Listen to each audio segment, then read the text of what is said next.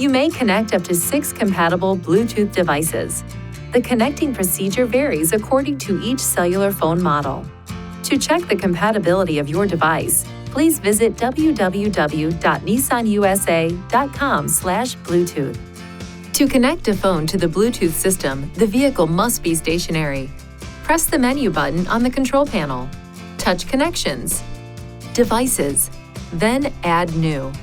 A message will appear on your vehicle screen directing you to enable Bluetooth on your device. Ensure that the code on your vehicle screen matches the code displayed on your device. In your device's Bluetooth menu, ensure that notifications are enabled.